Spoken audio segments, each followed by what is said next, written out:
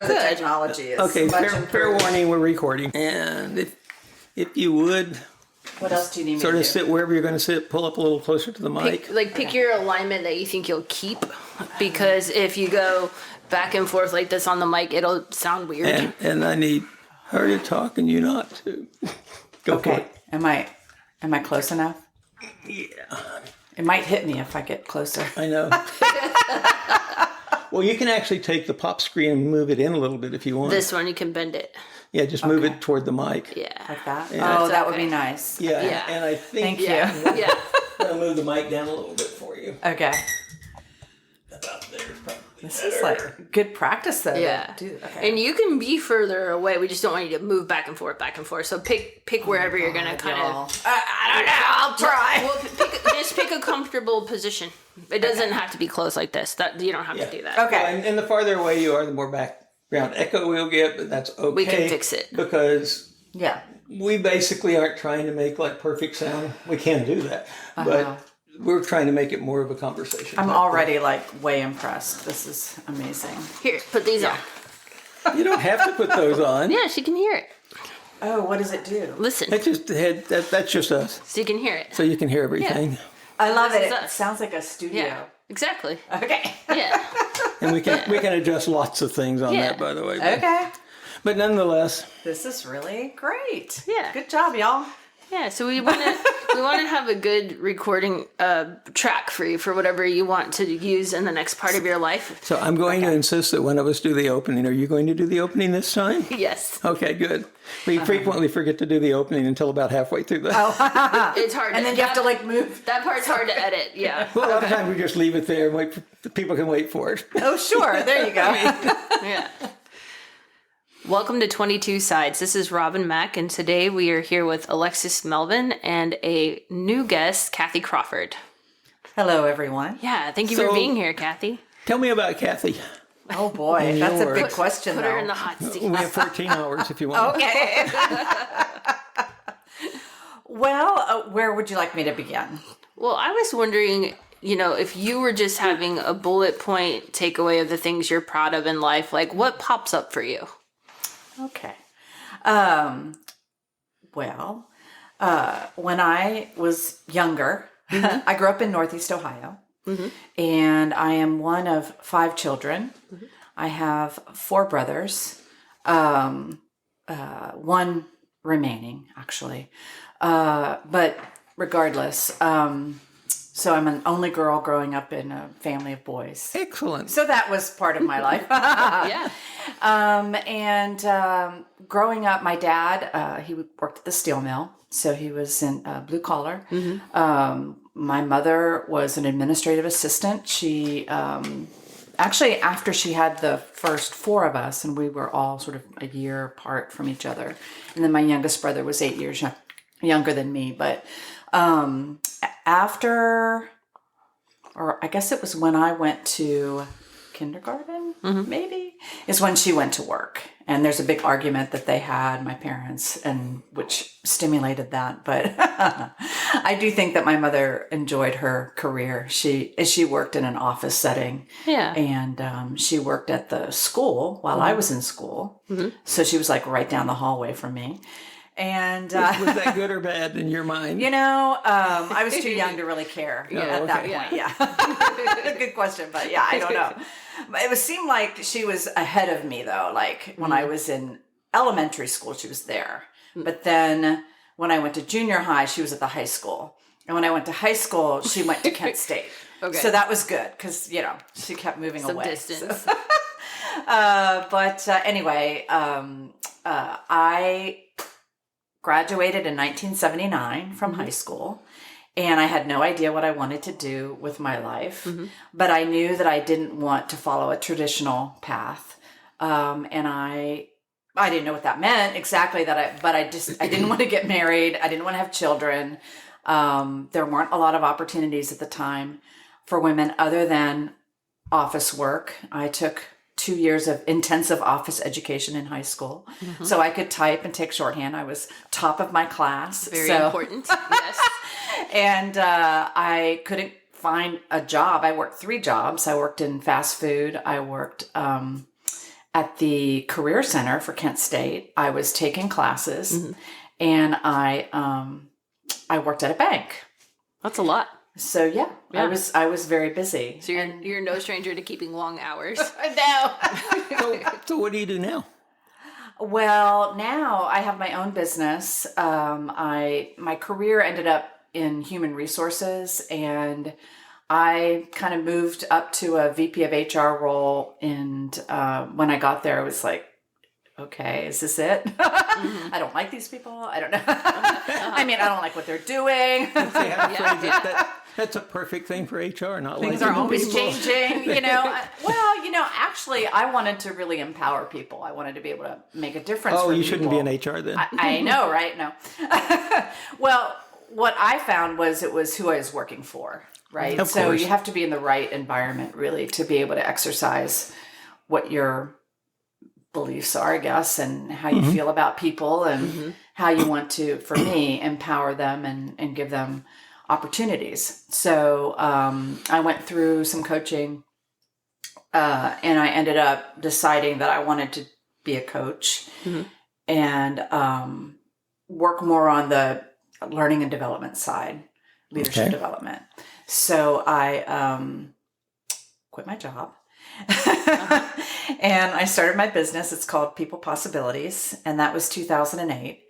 And I pursued my certification in coaching. I was working at University of Houston. When you say coaching, what are we talking about? Yeah, it's a good question because everybody's a coach, right? It's kind of a broad field. It's I'm very nodding, broad. which you can't hear on the podcast, but I'm nodding yes. Yeah, it's very broad.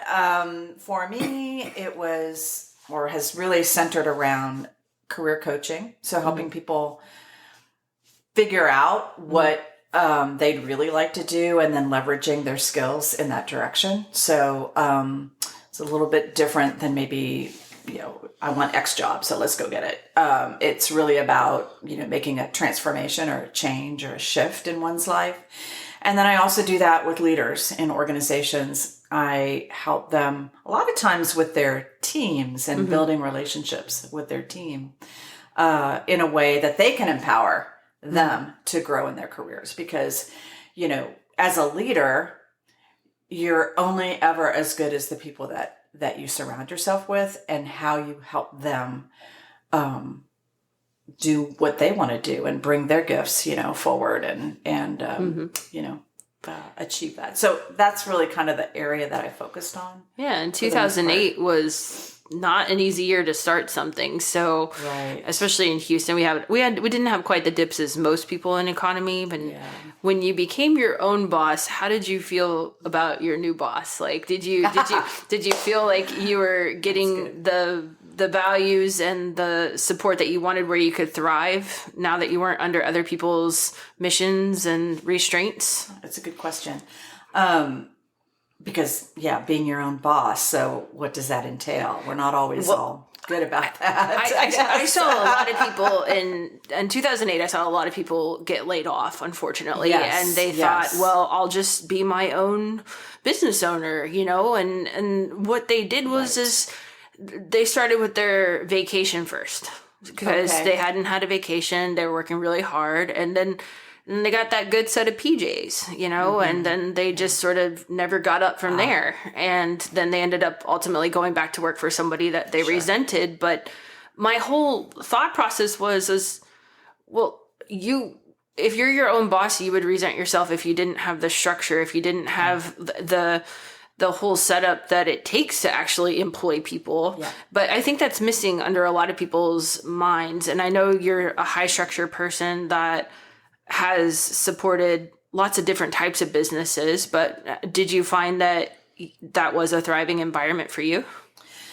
I think it's a combination of experiences that I had in my life up till then. Early on in my career, as you've already heard, I had multiple jobs. I had to put myself through college. When I decided that's actually what I wanted to do, I went back to college. I didn't graduate. So from the time of high school graduation to college was 10 years. So I had to get really creative about how to fund that. at first, my mother was still at Kent and I could go for free. But it turns out when I returned to Ohio to do that, I was turning 25 and they decided the policy was going to change and you could no longer do that if your child was 25 or older. Okay. So then I had to fund through grants at the time and I had to work and go to school. So I had no life for 3 years doing that. It's all worth it. I always felt like I needed to have that little piece of paper in my pocket. I didn't know why, but I found in the workplace that even though I was doing the work of people that had degrees, I wasn't getting the credit for it. So I just decided that I didn't have any children. I wasn't married and, I could do it. So, so I did that. And, long story short, I got into consulting after that. I lived out of my, bag of doing a lot of traveling and that kind of thing. So I've always been someone who's had to direct her life in a way. And I'm actually not very structured. I'm very creative. let me not mislabel you. Well, it's we've talked about this. An assessment that I use in understanding behaviors is called the Berkman method. Absolutely. And what I love about it is it also looks at like what we need from our environment to exercise our strengths essentially. And what our strengths are is what people see. So you see someone who appears to be very structured, but my need is to actually have freedom to be unstructured. Wow. Okay. It's good to know that about yourself. It is really eye-opening. Yeah. Because, I want to be seen as structured. I do a lot of work around that to be ready for whatever's coming. Whatever ready looks like. Yeah. Yeah. But at the same time, I'm really sort of kind of going with the wave. I also not only help others find the right opportunities, but I like that in my own life.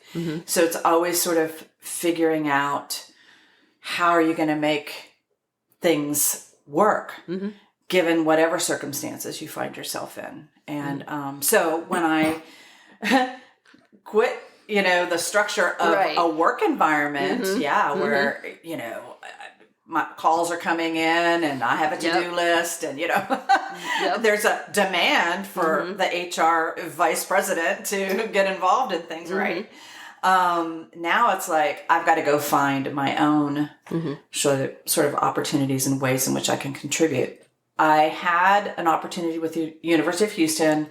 I was on a team to create their leadership development program for their continuing education group. So we delivered leadership development for people in the community. So they don't have a continuing education department any longer. They moved all of those programs into the colleges, which is fine. But I did that I helped design the program, I delivered the program, and I did that for about 8 years while I was building up my coaching business and so on. So I didn't want to really do human resources. Yeah. Do you have people that work for you in your current business? I do not. And that was a choice. Yeah. And I think you were saying that, Robin, is like, you might have people that you have to manage and all of that in your business. That's a choice you can make. Did I want to build a consulting business, right? And then I'm right back where I was, administrating a business, a function, or what have you, which is what I was doing in corporate.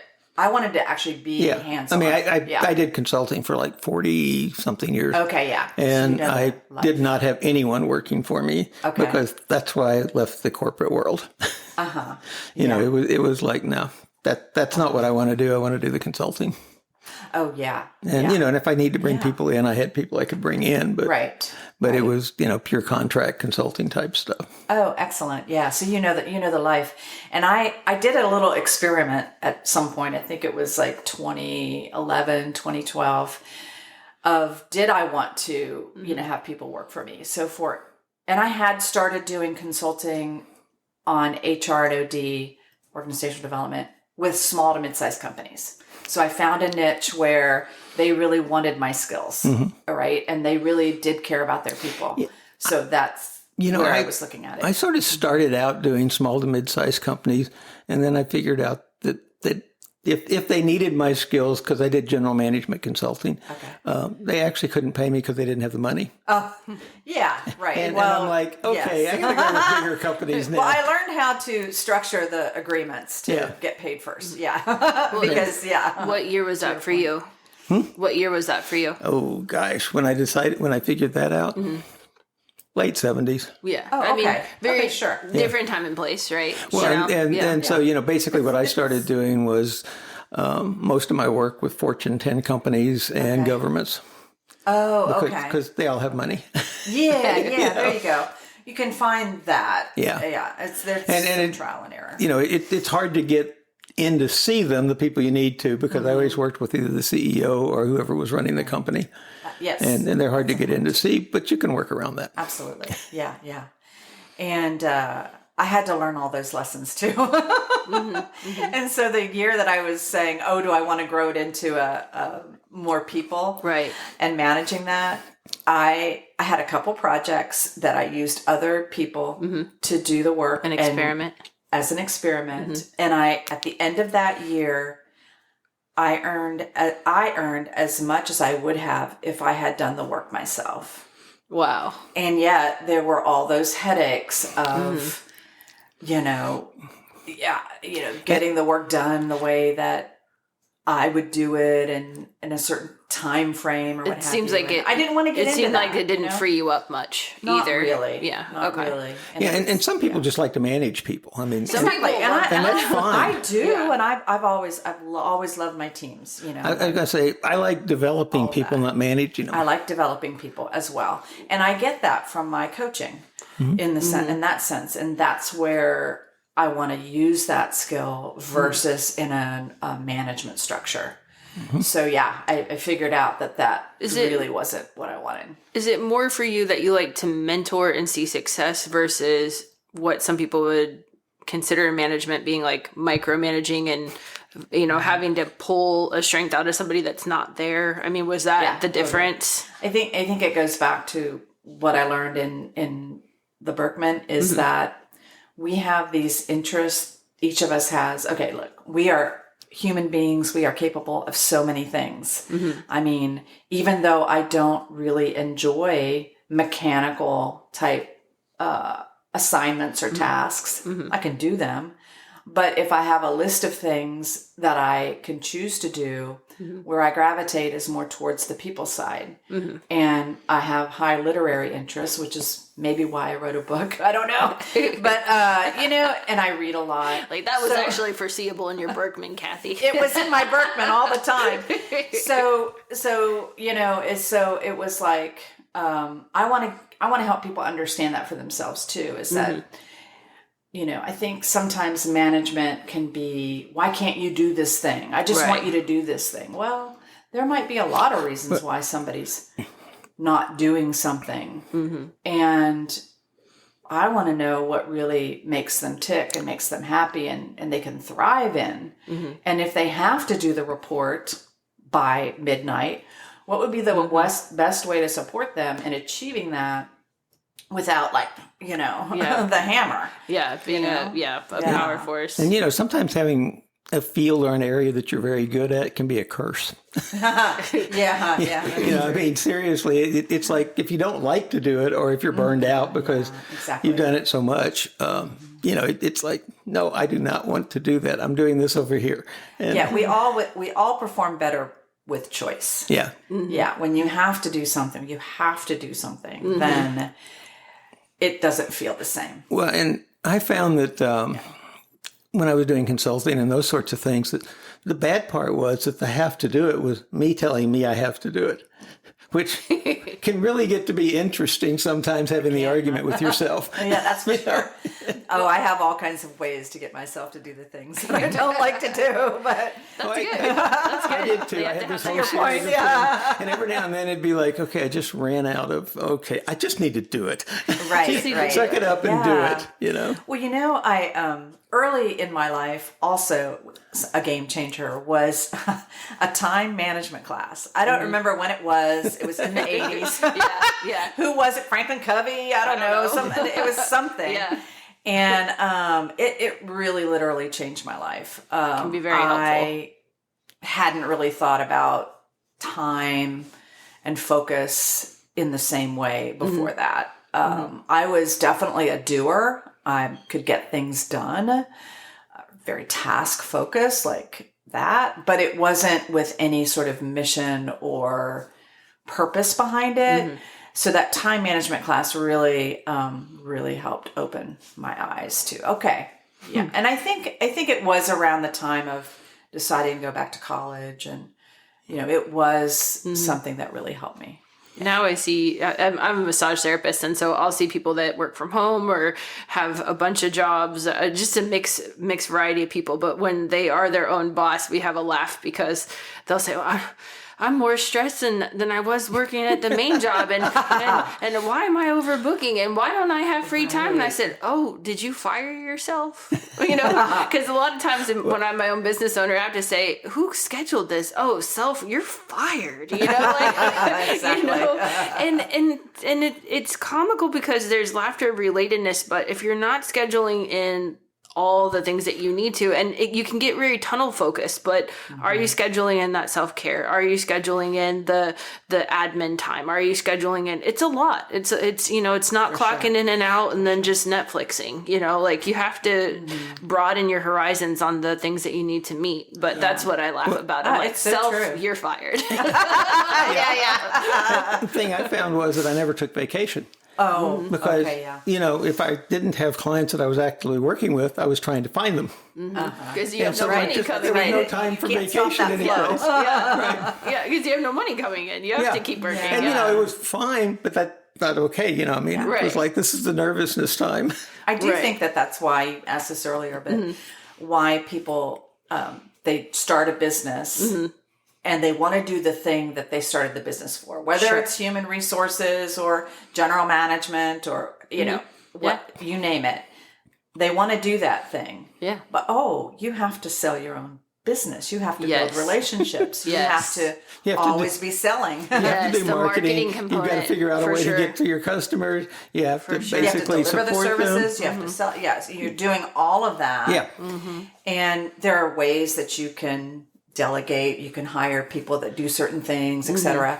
But you have to manage a budget of That can manage that, yeah. Yeah, that does that. So And, you have to show up because clients don't want to never talk to the person that they're really hiring. right, exactly. And if you are growing that business, in fact, I'm working with somebody right now, and that's what they're looking at is, he wants to grow the business, but he doesn't want to be in it every day. And so, I've worked with many people that have successfully figured that out and then figured out a way to slowly move away from the day to day and decide what kind of presence they do need to have and interaction with the customer, et cetera. So and it's a challenge. It's just not it's a process, not an event sort of thing. You have to, and it's also this constant self-exploration about why am I doing this? What do I and really most want? entrepreneurs want immediate success or immediate gratification on what they're doing. Or they just don't have the strength in it. So when I was graduating my massage class in 2007, about 82% of people who went to school were never going to sit for the license. And I felt like that was a bizarre number. And when I asked the faculty, well, what gives? I said, well, they might have just come to learn the modality for their life. But what usually happens is once you get some skills, you realize, oh, now I'm going to have to sell myself. And, grow a private practice. Or at the time, there wasn't a lot of chains like Massage MB and things like this now. So you really did have to promote yourself.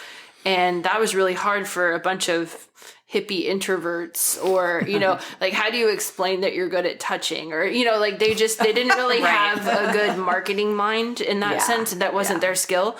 And so a lot of times they just set it down, actually. And I see that with artists. They create a lot, but they can't take the feedback on people's perceptions of their stuff. And they're afraid sometimes that it'll even change their flow, or, you know, compromise things. Or some people are like, great, tell me what you need because I have skill and I'll make it happen. Like, it just depends on the artist. I think you have to decide, am I doing the art solely for the expression, or do I also want to sell it? And it's okay if you want one or the other or both. And then how do you actually do that? And the big thing is to understand what you're getting into. Yeah. Because a lot of people say, well, you know, I'm going to 100% stick to my ethics and my idea of it and not listen to anybody else and not change or anything like that.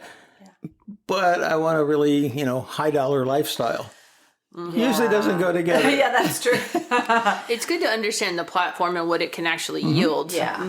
Yeah. And I also, as I've explored the creative side of writing. Yeah, let's dive into that. Like, so you're in the flow, you're running your own business, you're championing people into looking at what has them thrive, and then you found yourself into more creative outlets. Yeah. Yeah, my interests do flow. You and I worked together many years ago now. Yep. On the World Inside You, and created a platform. Super fun. For taking another interest, which was yoga. Yep. And mindfulness and inquiry or self-inquiry, and creating something that could be used in the workplace to bring that to other people. Very important. And that was a whole, like, we went down that rabbit hole and really created something. I love genius. I'm like a project whisperer. Like, I love getting behind what people's passions are and making it happen. Alexis and I have a few things that we're doing, you know, like this podcast. And I just told her, like, I love being that helper, like getting up under people and going, like, let's rock this passion. Do it. Right? And Kathi kept saying, I want yoga to be in corporations. I want yoga for people who are at the job. And I said, okay, what do you need to do? And she goes, oh, well, we need to meet at Brazil's and get it going. And I'm like, oh, okay. and then we created from there. And actually, it's like things happen and then they go away for a little while and they come back. Yeah. So I have been involved in this group called the Women in the Visual and Literary Arts here in Houston. Wow. They're an amazing group. And so you're bringing artists, you know, visual artists together and writers, creative, you know, Beautiful. writers together. And it's really great. And one of the things that we're creating right now is what we're calling a speakers roundtable. Okay. And I met with one of the, you know, some of the members of that group, and I was sharing about the World Inside You. And I said, I created this, we could use this as a platform for artists to be able to talk about their work. It's because a nice the self-inquiry piece is all about, like, that people could be doing art, you know, and so the program's there, the structure's there, and then we just help train the trainer for the facilitators to actually use that product to help talk about their art. And how big is the women's group that you're with? We have about 125 members right now. Beautiful. And we're growing, and we're excited about that. We have an anthology that I should share for your audience that if you want to contribute your writing or your art, that's currently open. I don't remember when the closing date is, but it's open to anyone that defines themselves as a woman. Okay. Across, and it doesn't have to be in Houston. Okay. So it's open for that. And then it's like poetry, flash fiction, flash creative nonfiction, or the cover art. Okay. Yeah. So anyway, they can find it at WIVLA.org. WIVLA.org. Okay. One more time for people writing that down. Okay. It's WIVLA.org. Wonderful. And that was V, not B? V as in Victor. There we go. Yeah. We have a lot of artists and they may be just writers or they might be, you know, expanding out to writers and art, you know, art, and it just depends, you know, but it sounds like what you have is a supportive group that's inclusive and open to whatever the self-expression is that can be put in an anthology. Yeah, exactly. Yeah. Okay. I think the other exhibit just closed. We have an exhibit coming up called Rise for the artists. And if you want to come to the opening, that's happening in, what month are we in? I think it's early July. You have a few coming up. So you have one at the end of June, and we're in mid-June right now. Yeah. And then you have a Zoom option July 7th-ish. For my launch, my book launch, I have a Zoom on July 7th. Mm-hmm. And if anyone would like to join us for that, they can send me an email at Kathi, it's kathi.crawford@gmail.com. Mm-hmm. And I'm going to slow you down and have you repeat it again. Okay. Go just a little slower, Go slower. Yeah. Kathi, Kathi, okay. .Crawford, CRAWFORD, at gmail.com. Yeah. Okay. Perfect. And that's July 7th. It's at 6:30. Mm-hmm. And that's going to be in Houston, but there's a Zoom option. It's just, it's right? Or it's all virtual. Oh, it's all virtual. It's a Zoom. Perfect. Yeah.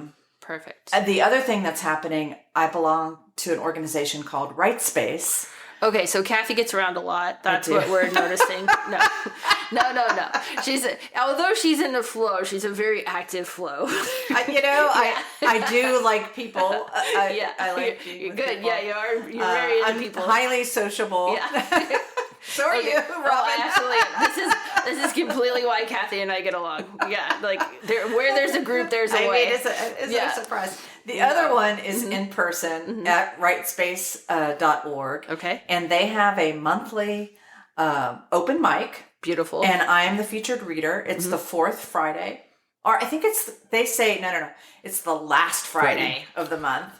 That's important. And I think it starts at 7 p.m. Okay. And it's in Sabine Street Studios over in Sawyer Yards. Mm-hmm. Good. So some AC fun. What month is this? It's happening in June. So June 27th, I believe. Yeah, June 27th, indoor fun, which is very important in Houston because it's hot. And what I heard was open mic, right? Yes. So other people are going to read their work. So you can sign up to read if you go to rightspace.org and you look for their events, and it'd be the monthly readings, I think. Takes you out to Eventbrite, and then you can sign up to read. But you know what? If you don't sign up and you show up, you can still get on the list. You still rock the mic. Exactly. That's great. And it's really fun. I love everybody that comes. It's so fun. You're always somebody, no matter what you're doing, you give access to the next person. And that's a beautiful thing that I think a lot of us can really take on if we don't have it already. It's just maybe, just not in the foreground for people, but lifting the next person up, giving space to that has always been a passion for you. And I've always admired that. So getting into poetry, getting into nonfiction, coming out of HR, but still doing your business. Yeah. What level of expression has that opened up for you? Because some people might hear poetry, it's not my thing, or they might hear, oh my god, maybe I've always been wanting to write, but I don't know where to start. Why would I take on this another thing when I only have so much free time? Like, what expression popped out for you? I love that question. Like, what's your ROI on this poetry, Kathi? It's my ROI on poetry. Look, you're right. A lot of people do not like poetry, and I'm okay with that. Absolutely. I think that I like writing poetry and flash, which is, generally speaking, less than 1,000 words. Okay. But it's more prose. Nice. Okay. It's because of my business career, and so I write short anyway. I've done too many white papers. Yeah. Bullet points, Yeah. So I think that's part of being drawn to it. The other thing is I like a puzzle. And I think poetry is like a puzzle. Okay. There's so much to learn about the craft of poetry. And I also like how more current poets are mixing it up a lot. Mm-hmm. I like to read contemporary poetry more so than, I don't know, the greats, so to speak. And yet you can go back to the history of poetry and learn a lot about, I just took a class recently on, sort of feminism and in poetry and early poets, and even how their work became known was a challenge, right? Because absolutely women weren't supposed to be less writing, access to writing platforms, poetry, and all of that. So there's a whole history there that I think is really interesting. So what did it unlock for me is a way to sort of tap into my life story that I couldn't do otherwise, and to also have kind of a relationship with it. Sure. And understand myself better. Yeah. Instead of, I think we can get into telling our stories the same way all the time. Right. To where it's you're not even really thinking about it anymore. Yeah, and some people are like, journal, journal, journal. And people are like, don't say journaling one more time. Right, you know? right. And like, okay. but in your visual appearance when you're talking, it sounds like you really did tap into something in a place where you were able to be on a different level with yourself that occurs to me as tender. So yes, yeah. And I think that there is a shared humanity here that I want us to be able to tap into. And, I see myself in other people, and maybe they'll see themselves in me in a way that can be empowering or can be, I'm not alone. You know? It's beautiful. We're in Alexis's house recording, and we're surrounded by artists who have done work in painting and in metal art and surreal, we're not really sure what we're looking at type of situations. And some people find themselves in words, and they find themselves on how they present in paper. And for some people, that's not the platform. Like Alexis and I were talking earlier, we both are, I don't know, have you ever been tested for dyslexia? Oh, yeah. Okay. I'm extremely dyslexic. I haven't been tested. And that makes poetry a huge challenge for me. Okay. Because I don't see the words the way someone put them on that's paper. That's interesting, though, right? It's like, even the way you see It's frustrating. them. Is it frustrating? Yes, it's very frustrating because I have two modes of reading. I either can read word, which is very slow and very tedious because I have to reassemble them in my mind, or I can read a full page. Okay. Now, I can go through a book and read full pages all along, but poetry, that doesn't work. When you hear it, is it better? That's what I asked. Yeah. It frequently is, except I think sometimes people overemphasize things that I wouldn't emphasize in the way they they present it when they're reading it. There could be a way of reading poetry that's they're reading poetry. And that's where I was saying, it helped. Personally, I've never been tested for dyslexia, but I mix up things verbally and when I'm reading, and it's clear. Yeah. It's clear. I don't even need to waste the money on the test. Anyways, and I appreciate some of the new tools that have come out, but I really got into oral poetry. So when people were sharing their own writing, one of that is because I loved hearing their own voice. And I'm a very audio person. Like I retain a lot through listening, but I could hear their passion in it. And when there's passion in it, without yelling, because some poetry can get kind of violent and graphic, and that's when I have to exit. But the passion in that for me really turned on with Andrea Gibson.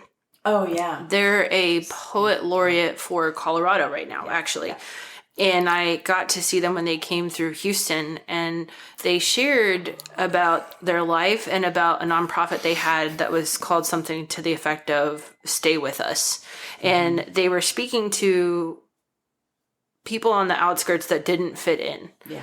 And saying like, I know what it's like to be in that loneliness, and I want that connection. And they shared it in a way where the people who resonated with that loneliness would hear the keywords and feel related, and they've continued to grow, but I've mainly watched their videos because I love hearing their vibe. Yeah, since you mentioned it, one of the things that's interesting is if it's the person that wrote it, I tend to enjoy it. Okay. Like Chris Winters, for instance, I happen to enjoy her reading her poetry.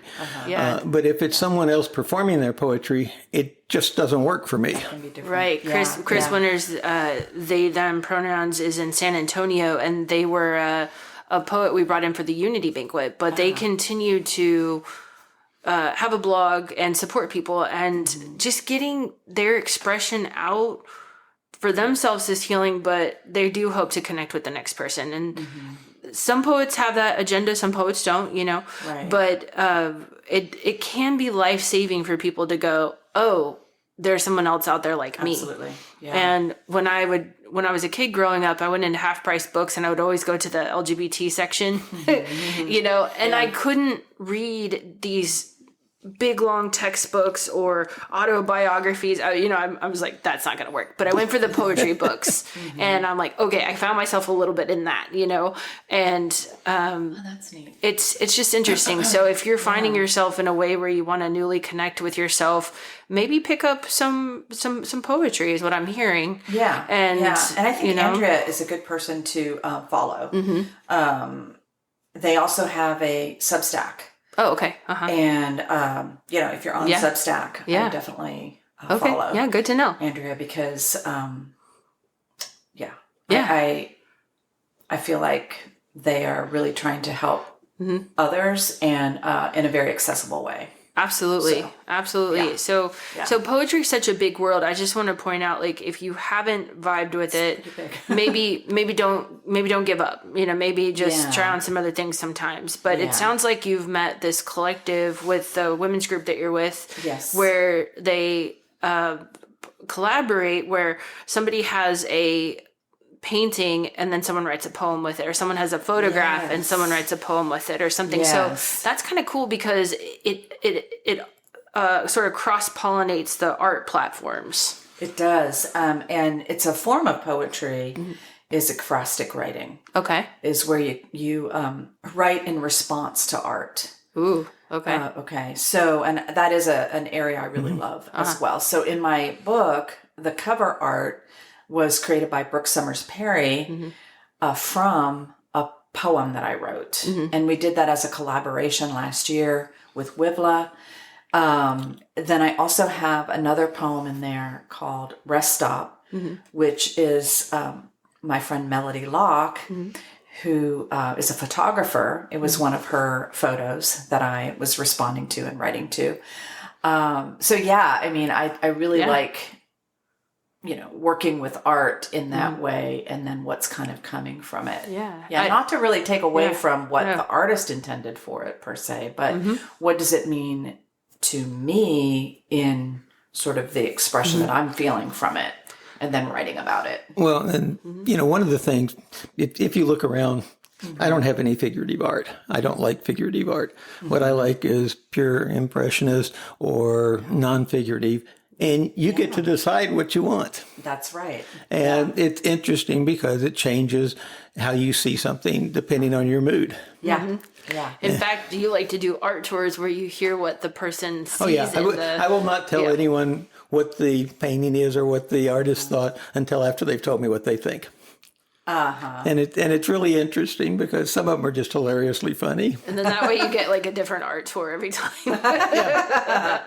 That's really great. I like that idea. That's good. Yeah. I have about 230 pieces of artwork. Oh, wow. On 3 floors. Oh my gosh. Yeah. And you have a specific way that you collect, right? Is if you don't feel positive or good, then you're not really drawn to it. I collect based on feelings. And, I have a few things that people have given me, and they're hung because they're nice from the artist or whatever, and they're sort of like in the same place. But we have we don't have that much art on our walls, but we want more and more, I find. It's hard to not want more and support artists when you really get into it, but then there's like only so much wall space. Well, and I was somewhat fortunate because most of what I have, I bought when the artists weren't extremely well known. Oh, okay. And that makes a huge difference in what you can afford or not afford. Definitely. And you made this point to me recently, Alexis, that you can also barter and get in and just support artists. And sometimes, they can give things that way. And it's neat because you get a relationship with them. They're not just, the pieces you get from them or whatnot. But this is really great because Houston has a lot of different art venues where you can go see it. That is a lot of indoor fun. A lot of it is very accessible. On certain days it can be free. And then if you want to explore your expression through art, where would you say some people can get started through poetry? You know what? I will mention another event that's coming up. Sure. With WIVLA as part of the Rise exhibition. You can go out to their calendar at WIVLA.org. And they're going to be doing an ekphrastic writing class with the artwork for the exhibit. A what kind of writing? Ekphrastic. Okay. And what does that word mean? I think that's the one where you respond to the other arts, right? That you're just saying. So you're writing in response to the art. Okay. So, so they can walk around the exhibit in this particular situation. They'll walk around the exhibit, and then they might make some notes or write a poem. You could write a story. You can write whatever you want. You can just write. You can journal. No, not journal. Did I answer all of your questions? I think so. Okay. Yeah, absolutely. I haven't asked many, so You I haven't. have plenty It's your more. turn now. Okay, do you want to ask more? Okay. She's ready now. Okay. Oh, she's ready now. So, like in my case, I have trouble accessing poetry. I think one of the things that would be very nice is to know where poetry is going to be read and by whom. Okay. And I don't like it if it's not read by the person that wrote it, because I don't think anyone else really knows how they meant it. Right. And my brain will make its own exceptions and interpretations of it. Yeah. And so I think that's one of the big things. The other thing about it is that how could we, in general, support that? I mean, one of the big things that I do is I've been an activist for inclusiveness and diversity and everything since, a long time, 1963. Excellent. Since she arrived on scene. No. I mean, I've been out as a transgender person since 1955, just to give you a hint. Awesome. So, I always laugh when people are like, well, this person wasn't nice to me. And I'm like, get used to it. Welcome to the world. Sure. Yes. Not everyone's nice. I know you grew up with everyone being nice to you. No. But, and usually it was something that was minor, and it's like, that's nothing. So, whatever. But I guess my whole thing is that how do we incorporate this part of the arts into trying to basically convince people to be nicer and work on inclusiveness, et cetera. I mean, you were in HR, you know that there are people who are terribly resistant to diversity and inclusiveness. I mean, it's ridiculous, but what can I say? It's my opinion. Totally, I'm with you. and so, how do we use that to help with, I think, with that end? What makes the world go round is the diversity of the uniqueness of all of us. But not everyone agrees with that. I know. So you ask a big question. And I'm wondering, let me start with the poetry. I think in terms of, we actually in Houston have a great community of writers and readers and opportunities to engage. The University of Houston has an excellent program in an MFA and other sort of programs that people are coming to our city to complete. And so as a result, some of the nonprofits have people teaching these classes that are coming from that program. One of those is InPrint, INPRINT. I do see a lot of their marketing. InPrint.org. Mm-hmm. And they have a first Friday reading of every month. And it's in Imprint House, which is over by the Manil. Mm-hmm. And people are reading their original work. Mm-hmm. So it's an open mic. And she has, Kelly Ellis runs that now. And they have featured readers, and then they have open mic. So, and do they work with writers in the schools? Is that also over there? They do, actually. Writers in the schools used to have a house right across the street. That's what I was thinking. But now there's a hotel there. Yeah. Houston's always changing. I don't know where they moved to, but they do a lot of collaborations. Okay. And then Imprint has a reading series, and the tickets are only $5 to the general public. They just finished their season, but that's always a lot of fun to go to, and they bring in great great writers. So there's that organization. There's Right Space, I've already mentioned. Archway Gallery over here on Dunleavy. We do an open mic it's coming up this Thursday. So what are we? Is it the third Thursday? Yeah, and we'll get this out when we get this out. But I'll go through it, and I'll make sure we have these website links for people. Okay, great. Yeah, and, so you don't have to be the full calendar, but it is good to hear the offerings, because we're not a small town, but it is hard to find these spaces. And we need audiences. To your point, I think a little bit is let's bring people out to hear us. We're expressing ourselves through our creative art here. Well, and one of the things, I mean, I do a lot of work. That's not the right term. But I work with a lot of politicians because, like it or not. Advocacy. Yeah, they do a lot of stuff. And my advocacy is very different than a lot of the people's, the way I do it. Okay. Basically, I like to sit down with them one-on-one, or small number of people, as opposed to the guys which go wave flags or testify, because, in Texas, it's already decided there's no point in doing most of that, in my opinion. And so, work with a lot of them. And it would be nice to get some of the politicians to start dropping in and listening to some of the things that might make them a little bit more flexible.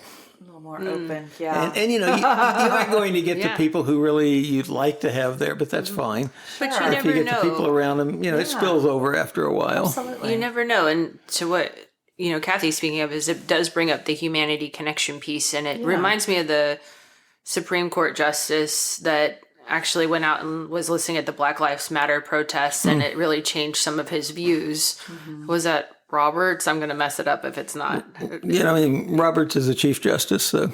Maybe it was him. I'm not sure. But you never know where an official might show up and connect to that humanity. You never know. And you know what? Getting up to a microphone and sharing a poem or a short story is very vulnerable. For sure. So I think, there's a part of this process of having grace for the speaker, and we're all very supportive of them. And, well, it's if it's your writing, sharing it is way different than reading somebody else's. Yeah. Because I will admit I have cried. I've been reading my work. I think when Chris came to the Unity Banquet, that was their first time. Yeah. And the Unity Banquet could be anywhere from 200 people to 150. A little over 200 people there. I mean, that's no small mic. Well, there you go. And the big thing about it is the people who were there, they're well-known politicians, well-known people in the we had politicians, LGBTQ plus community and all like that. And Chris got up and was like, oh my gosh. Yeah. And Chris is small, but it's funny because. But then they came back the next year. They were like, "Oh, I'm ready now." but it can be very empowering to be received by the audience. Do you feel like, since it is an open mic situation, I do want to speak a little bit to maybe what Alexis is dancing around.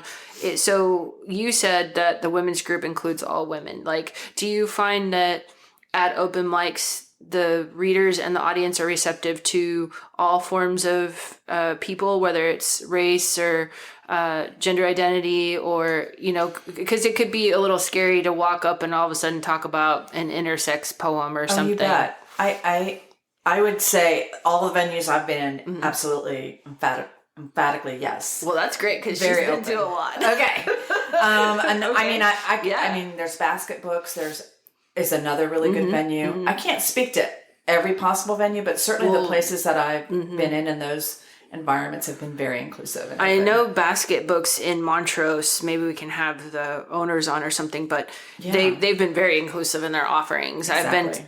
It's actually reconnected me to Houston poets that I know. I'm actually going to see their work there. They're facilitating quite a few like readings and discussions, which I like the discussion part too, because if you're not necessarily interested in the poetry part, but you do want to support the artist, you can still go have conversations with them. Yeah. The independent bookstores in Houston are pretty open from what I've found. Great. I know Brazos bookstore also does a lot of readings. I just was fortunate to be able to go hear Ocean Vuong in his new book. I do like Ocean. Oh my gosh. Yeah, Ocean. And have y'all read his book? Not yet. Not yet. I listened to it.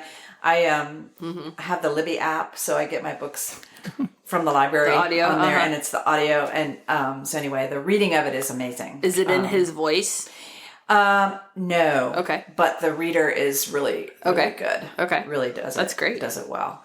Yeah. Wow. Okay, so Ocean Wong is his last Wong. Yeah. Yeah.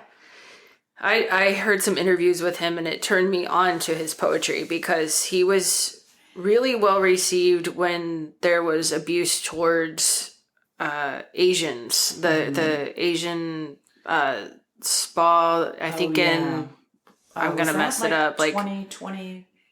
Yeah, and it's sort of right when his poetry was coming up. So he was speaking to Asian American violence, and then this was happening. And so a lot of times art can be a nice platform for people to understand someone else's existence when they do want to say, well, wait a minute, I don't want to be violent towards these people. I want to learn about these people. Where should I look? Right. And then poetry, books, music, documentaries, those are sort of the go-to for the intellects. And so I think he got platformed a little bit higher than he was even thinking he would during that experience. And now he's really working on that. So that's great. He writes a combination of fiction and poetry. Wonderful.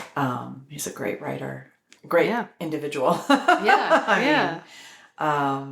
there's quite a few interviews up with him right now that you can listen to. Nice. That you'll find inspiring. And some of these poets like Alok are also comedians and sort of have more of a social worker aspect to them. So I feel like if you can listen to some of their stuff, you're tuning into your own self-help, which I think is great. Like it's not all there I was in nature and or whatever. Alok has their recent stand-up on YouTube. That is really good. Yeah. Have you watched it? I saw them on a queer Netflix like a variety that Hannah emceed, but I don't know that I've seen Alok's special only. Is it just them? Yeah. Oh, I've not seen that. It's the latest sort of tour that he did. Okay. Yeah. Well, I'll tell you what, don't ever give up because Alok came through Houston when they had maybe 2 books and they were partnered with the P-Flag tour and highlighted, it was a dual booking with the Everyone's Gay project was coming through, and these 2 people basically had a riff off of a politician saying, well, everyone's gay or no one's gay. And they're like, oh yeah, we're starting the Everyone's Gay project. Like, that's it. Like, we're doing this in reaction to this dude. And it was on YouTube when YouTube was getting popular, and they were doing video Q&As with people just answering a lot of LGBT questions. And so their platform went really high. And then they did a book with P-Flag that was sort of a multi-narrative book. Each chapter was like, this is a bisexual experience, this is a trans experience, this is whatever. And so P-Flag put out this is a book for parents of gay kids. So it's like very like, here's the one book you need, and there's never one book, but it was a starter book, right? Yeah, sure. So they came through town and it's true Texas, bless their hearts. Like they were at a church that was very inclusive, but like nobody really knew about this event at all. There were probably like 4 people there. Oh my gosh! And now you would look at Alok and imagine. I'm sure they want to get a venue with only 4 people there. Like, they could fill a lot of venues. And I really appreciate their work. I really appreciate the projects that people have built their platforms on before that maybe weren't so successful, but they got the conversation started. You have to start somewhere, right? Yeah. So ride that wave. Don't give up. Don't give up. So. Yeah. One of the things just sitting here I was thinking about, and I mean, I don't know whether people ever need some inspiration, if you will. But one of the things that we have is the Transgender Archives. It's part of Transgender Foundation of America. And it's interesting because we have thousands of items, literally. And it's always sort of funny because we've never been able to get through it to catalog it, because one of our rules is, as we're going through doing stuff, if you find something interesting, you share it. And the work session suddenly becomes a party. Okay. I mean, it just does. And you know, I'm not going to say, guys, we shouldn't share stuff that's really neat, because we should.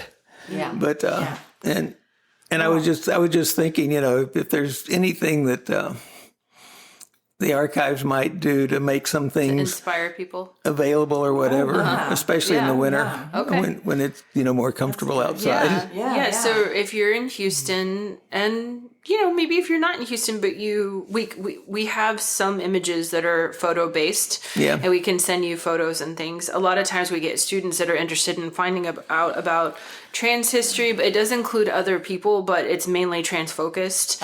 And you can come in person and look at the items, touch them, see them, or we can send you images if you're afar. Yeah, and it's not just Houston focused. I mean, an awful lot of the archives around Houston are Houston focused. Ours is pretty much international. I mean, we have stuff from all over the world. We just get things, and it's a beautiful thing. People will send us an item. And we truly mean an item. Like, well, like it could be a magazine, it could be an ashtray, it could be someone else's, painting. A banner from an event they had. It could be a wedding dress. It could be a journal. It could be like lots of stuff. And they hardly ever put a note in as to why this is important, because they just sent the item. Sort of like the belongs archives. there, but they're like, they'll figure it out, no problem. We were here one day, and a package came, and somebody gave.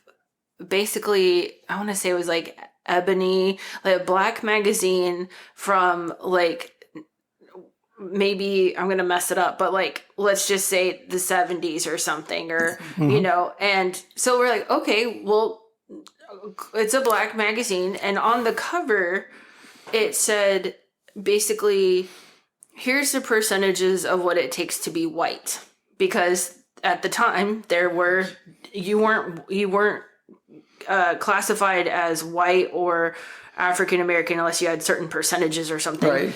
And to Alexis's point, I mean, just looking at this front cover had a whole conversation and a whole history piece, right? Yeah. But that's not why they sent it. And so then we have to go through this like large magazine of all this history to see like, well, what part is trans, right? Like, and at the back. And sometimes you're just guessing. Yeah, you're just guessing. You know, if something shows up and you're like, I have no idea what this is. Yeah. And frequently they don't tell you where it came from. Did you figure that out? Yeah. Oh, so this part was actually really clear. So we went to the back, and it was highlighting a show of female impersonators, and it was quite positive, way more than the cover, and well received. And we're like, oh, this is why they sent it to us. But it frames that we've been grappling with multi layered issues for years as a society, right? Yes, and so, and that can really inspire people, but where do you find that you get your inspiration, or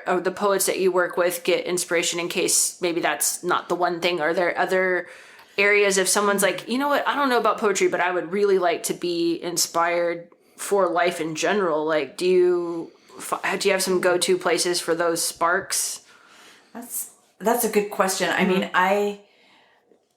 I don't know where the muse comes from sometimes, right? Yeah. Right. But one of the things that I put myself into to help me with that is taking classes with instructors that I trust, that I know are going to bring generative exercises that will help me kind of, maybe they're asking the questions for me to think about something in my life that I've totally forgotten about. Sure. Or an experience that I'm currently having, or something's happening in the world, right?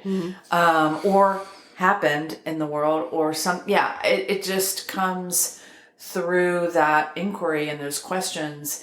And most of the time they're having us read a poem or a story, and then you don't necessarily follow the same approach, but you can, of how that writer might have come to writing.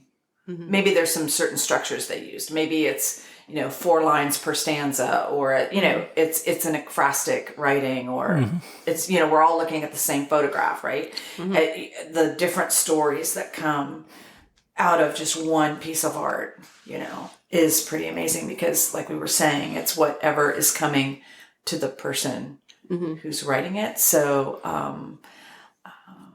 yeah, I can be writing out of anger. Another that can really inspire people. Approach I use is called it is a force. It is it's called blackout poetry, and I was taking a class a couple months ago on resistance writing. Wow. And how timely. I have a couple blackout poems that I wrote.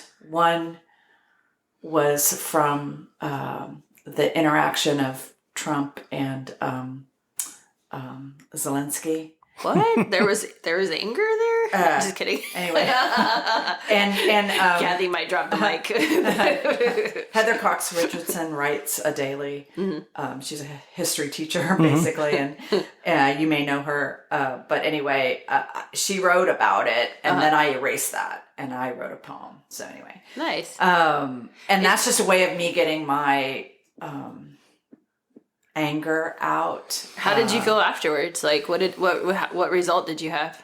Because some people would just break plates, you know. I mean, I felt better. But I mean, you know, it doesn't change the situation, right? Sure, but sure. It can change something in me and how I am seeing it and how I'm letting it affect me or not affect me. Yeah. So it helps me go through a process that I can release the anger and at the same time feel like I've done, in my own way, maybe done something about it. Sure. Well, you helped yourself, and that's important. And your process is bringing up, I think it was a poet named Joshua, but he gave himself a challenge. He is a poet. He's also a gardener. He gave himself a challenge to find one thing that gave him some sort of spark of joy, awe, delight, like a day, period, because he was going through a lot of hard stuff. Yeah. And inside of that, he started sharing with people this goal, this focus.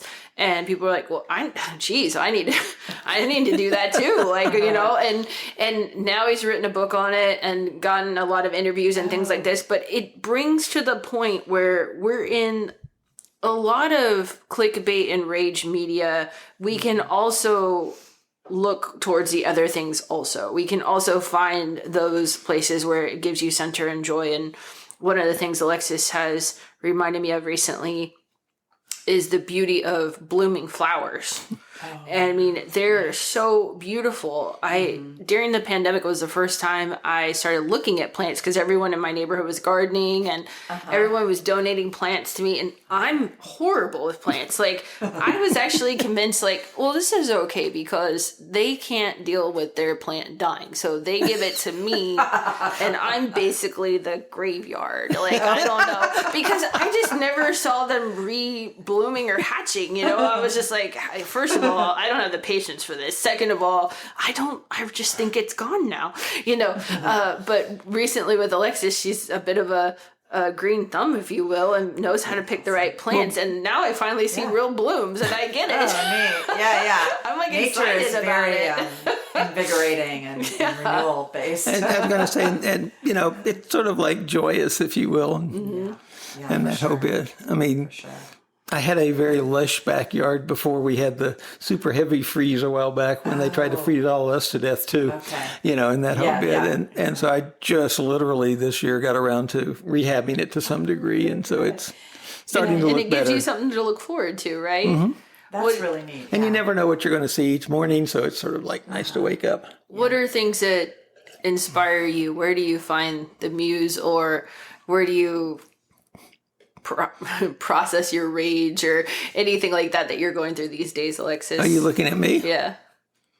Oh, all sorts of things inspire me. Okay. I mean, I have a very broad set of interests. I mean, if I really look at it, the artwork that I have makes me happy. Mm-hmm. If it doesn't make me happy, then I'm probably not going to acquire it. Right. Because happiness is, for me, something that's really important. Mm-hmm. I can be sad anytime, and I have plenty of things I could be sad over. Mm-hmm. But, you know, it's like if you spend your life that way, it's sort of a waste. Yeah, absolutely. And it's sort of funny because there's a little you can't see it from here, but there's a little Miro piece that's on the stairway as you come down. You have to see it, and it's 3 little WIVLA type people, and it's just funny, and you just have to almost smile when you see it, and it's like, okay, so before I go downstairs, that you have to see that, otherwise you're going to basically fall down the stairs. and it just sort of it starts you off being a little bit happy. You. That's good. And then, like the black piece over here, there's a vertical black piece that you can probably see. You might have to lean up to see it. She's probably by the pillar. Okay. Yeah. The little things that look like rocks are actually Indian, Native American medicine packets. Oh, wow. And they basically don't let evil spirits pass, and it's set so that they can't go upstairs. It, right? they can stay downstairs forever. That's right. But they don't get to come upstairs. You're like, I need one of those. Yeah, exactly. and I think it works. I've had people who are like, "Oh no, I'm not going upstairs. It doesn't feel good." I'm like, "Perfect." Oh, that's good. Yeah. Didn't want you upstairs anyway, but I wasn't sure how to say that. One of the things that I've just taken up. Okay, so. One of the reasons of joining WIVLA was because I'm very curious about visual art. Okay. But I'm terrified to actually do it. Like, I'm not going to be good at that, or, I can't, I can only draw, stick figures or whatever. So I signed up for this class. It's online, and it's a mixed media and collage. I'm really intrigued by collage, where you're mixing words, but you're mixing pieces you're cutting out and paint and all of that. So I'm doing that right now. Nice. Well, basically I take pictures. I do photography and all like that. And it's funny because I don't think a whole lot of it, but other people really like it. So it's like that's okay. I'll trust them. Well, I love that you two have just met today, and I know that you have one thing in common, and it just came up that if you don't know of something or you're afraid of something, you're like, all right, well, I'm just going to do it. Let's go try it. If I find that I'm afraid, then it's like, yes, we're going to do it. Yes, we're going to do it. We move towards it instead of away from it. I have no choice. There's Lorette Luzajek has she's the editor for an online magazine called The Ekphrastic Review. So if you guys do want to read some poetry in Flash that's art-based, I would recommend going to that. I think it's the ekphrasticreview.net, but I can't be sure. I'll find it. And Lorette is leading this class. Okay. She is a collage mixed media artist in Canada. Wow. And so I've been following her Instagram for quite a while, and I've taken many classes from her on the writing side. But then she offered this class, and I'm like, okay, it's something I've wanted to do, and it's Lorette, so I'm going to do it. Nice. Yeah. Nice. So if you're leaning towards something where maybe you're a little afraid, but it might offer some good in your life, like dive in. And if you are looking for some joy, some awe, some delights, like try new things. For me, it's like picking a new DJ. Okay, I got to interrupt. Make sure you're going to be safe when you do it. Absolutely. Yes. Absolutely. Safety first. Yes. Sometimes fear test the environment. Safety first. Sure it's the right people. Yes. The Safety right energy. first. Yes. I have a slightly different direction. Okay. When you write, physically, how do you write? Do you write on a computer? Do you write with pen and pencil? How do you write? Yes. That's a good answer. Different ways. I probably lean more towards the computer. However, I have this whole, we all think it's weird, right? Our own process. But I might start with my journal, which is that little blue book down there. I might start just writing down some ideas or some things in there. And then when I get to a point where it's forming into a poem, then I want to get on the computer and I'll start to create it. And then I'll go through a couple iterations and I read it into a voice recorder and I listen to it. Wow. And when you do read it, it's different than when it's on the page. Right. So I get to a certain point of that. And then I will have different people that I'll share my work with that I can, trust. And they're like, yeah, let me read what you're doing. And then they'll tell me, maybe how it lands or something that... you have your own test group. They get stuck on. I have a test group. Your support system. Yeah, exactly. Yeah, it's good. And then I'll go rework it again. So I go from pencil and paper to computer to audio. Yeah. And I've learned that on Word, there's a thing that you can actually have it read to you. Oh, yeah. Okay. Just learned this recently. Yeah, that's nice. So I can listen to the automated voice. Very helpful. The poem. They always have this break at the end of the line that seems unnatural, but yeah, different accents. Yeah. Okay. Yeah, I have a couple of text-to-speech programs that I use, and some of them are really good, some of them aren't. Some of them you can change the accent, which makes a real big difference sometimes. I should play around with that. Yeah. That would be fun. Yeah, play around with it. Yeah. So there's no real one way, and I'm not somebody that has a daily practice either. It really just I just let it flow. Nice. Yeah. Nice. Yeah. I mean, for most of my life when I would write basically longhand so the millennials can't read it. And, and I would use, either pen or, I like fountain pens. And so I would do something with that. But it always had to start off with a new pencil or a new pen. Okay, yeah. I have a certain pen that I will use. And my big thing is, nope, it needs to be new. This is a new piece. And it's hilarious because I have a lot of pens and pencils. Yeah. But I've always thought that was sort of funny. And then as my arthritis got worse, where that's not something I can do with an easy flow, I'm going over to the computer, and then I've started recording things now and transcribing them. So yeah, now you have a little microphone, and it's beautiful. And usually when I'm into the poem,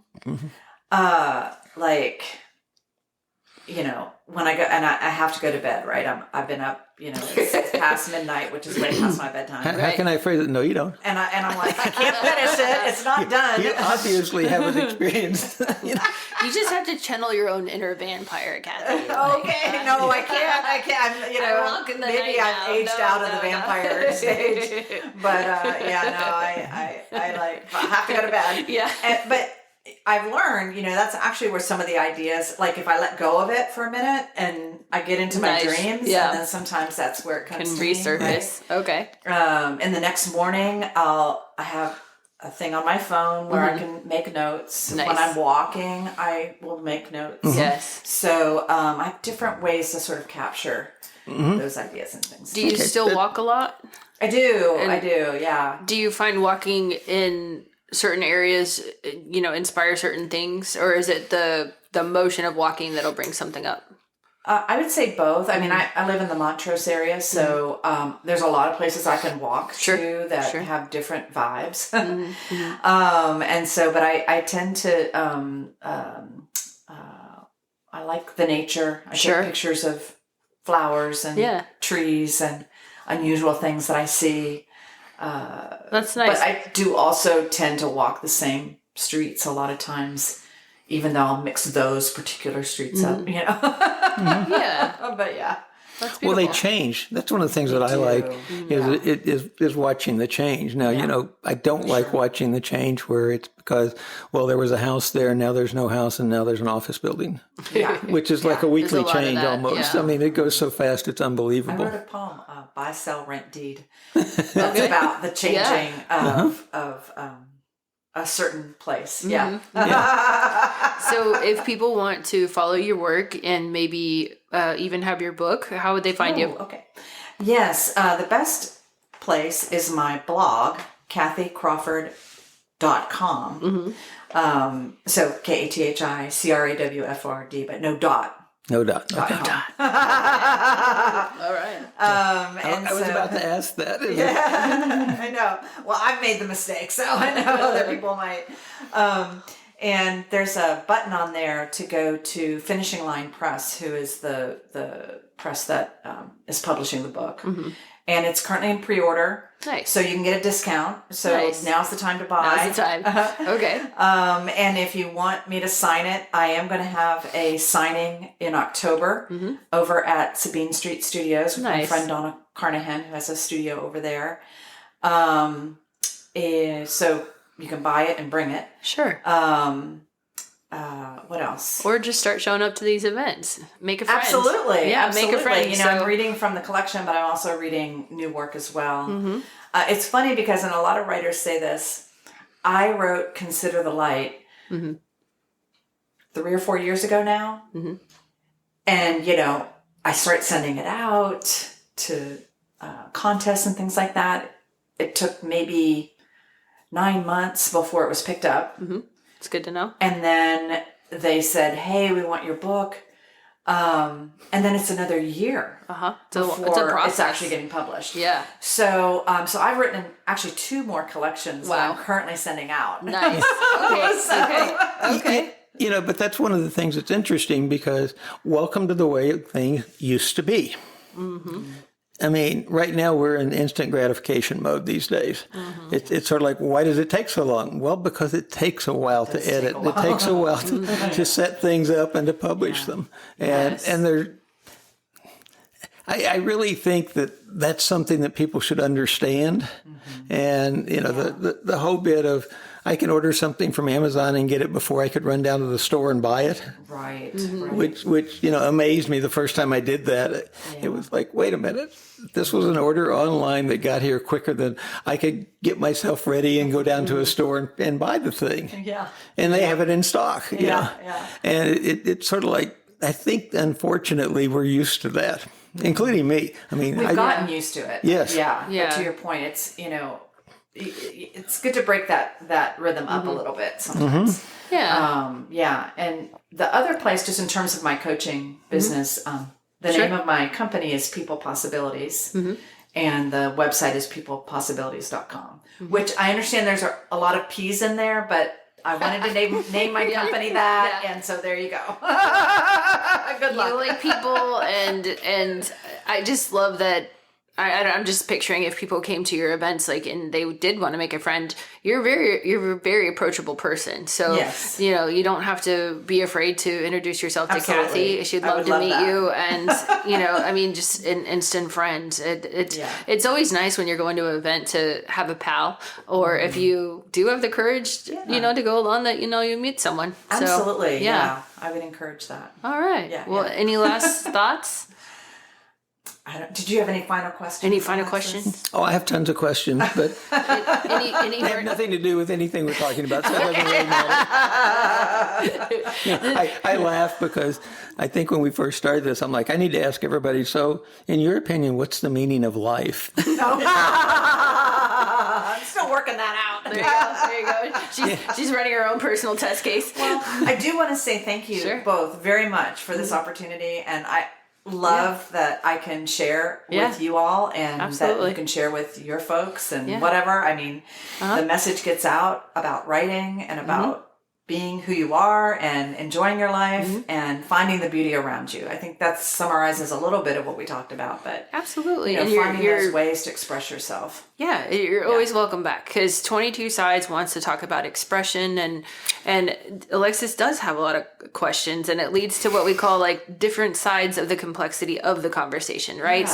It might be, a little bit on this, it might be a whole different thing, but we're just really glad to have you. Thank you for everything that you're doing. Yeah, this is great. Okay, and so I'll do my closing, and that is, if you have any questions about the podcast, please send it to us. We have a talkback on our links, and the link, you can go to 22sides.com, and right now it's saying that it's not secure. It really is, because it sends you to the secure site.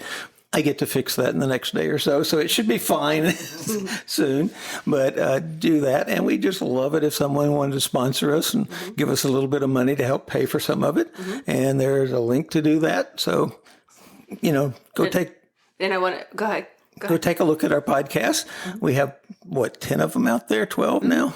So it's growing. It's growing. And if you do want to subscribe and support the podcast, the poet we were talking about through this, Chris, was actually the first supporter of the podcast. So it's just, artists do believe in supporting other artists. It's a really neat community. Even if you're not an artist, just go be in the flow of it. Yeah. And so, absolutely. Have a great day. We enjoyed having you. Yeah, keep taking care. At least I did. Thank you so much. Bye. Bye. And bye. Now see if I can find the right button.